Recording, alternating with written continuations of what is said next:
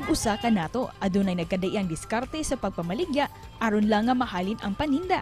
Sama na lang ni Mayan Basa kinsan ila nga si Bangus Girl nga migamit siyang charm and jolly nga attitude aron lang nga makaagni og mga customers nga mopalit sa ilang mga paninda nga bangos diha sa merkado.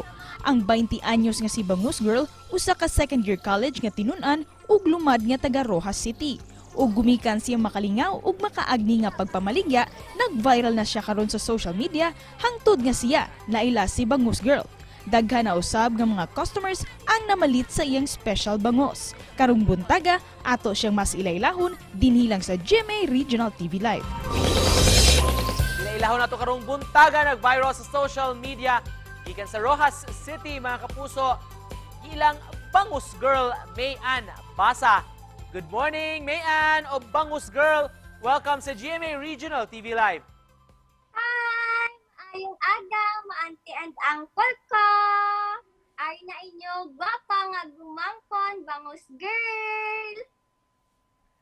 Thank you so much for joining us, Bangus Girl. First up, for the benefit of our viewers, but Bangus Girl ang tawag mo sa sarili mo?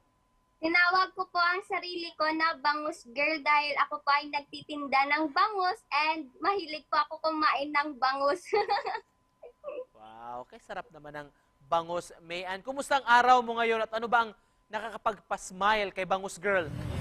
Hi mga auntie uncle, sa mga wala pa ka-follow sa Kawis Mandalagan, follow na kamo mga auntie uncle. Arat ito mga labas nga mga isda.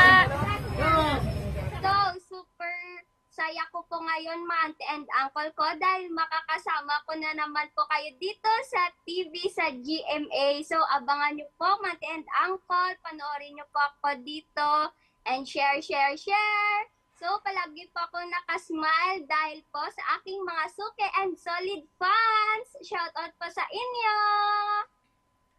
Speaking of smiling, Bangus Girl, ito bang gamit mong charm din sa pagbebenta ng bangus sa palengke? Yes po, sir. Palagi po akong nakasmile pag nagtitinda po ako sa palengke. Kailangan po nating nakasmile kasi po pag nakasimangot kayo, wala pong bibili sa inyo. So, smile lang! Marami din ba bumibili at dumadayo sa binibenta mo, Bangus Girl? Yes po, sir. Marami pong dumadayo, lalo na po yung mga aunt and uncle ko na galing pa pong abroad. Umuuwi po sila dito sa Pilipinas para lang makita ang kanilang gumangkon. Gusto lang naming malaman ngayon, Mayan, sino ba si Bangus Girl behind the camera? Si Bangus Girl po talaga, on and off po ang camera. Ganun po talaga akong masayahing bata po, auntie and uncle. Pero syempre, selosa, madaling magalit pag naka-off ang camera. Natural lang yun, auntie and uncle. Pero yun po ako talaga, masayahing bata. At tanong ng marami, Mayan, may boyfriend na ba si Bangus Girl o hanggang crush lang muna ngayon? Crush! Si Daniel po. At crush talaga. Now, maari ba, Mayan, can you give us a sample kung paano ka magtinda ng bangus? Auntie and uncle ko, bakal nakamubang ros, tambok pa sa gabaligya, nami gini sa Burmam, wala gid kamo hinulsol, libre pa di palimpyo, bakal nakamu, gabaligya lang di maniwang.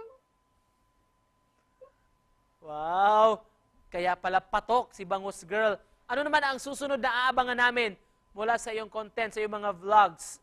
Ay nako, auntie and uncle, palagi nyo po akong i-follow and i-share yung mga vlogs ko para updated po kayo. Abangan nyo po palagi po akong may pasabog sa aking mga vlogs, mga kabangus.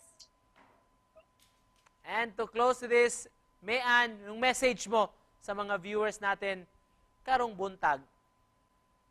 Yung agad dira sa akon mga auntie kag uncle, bisan ara kamo sa abroad, ginagit ko gid kamo dira, ari na di inyo gumangkon sa GMA na naman, bakal na kamo auntie and uncle, and sana po suportahan nyo po ako hanggang sa huli. Bangus Girl po, maraming salamat po sa mga walang sawang sumusuporta kay Bangus Girl and especially sa mga suki namin. Shout out nga po pala kay Mayor Ronnie Dadivas ng Rojas City, Capis, and sa aming pinakamagandang Nanay Vice Inday Teresa Almalvis. Maraming salamat po! Thank you so much din for joining us this morning, mga kapuso. Mayan Basa, si Bangus Girl. Salamat!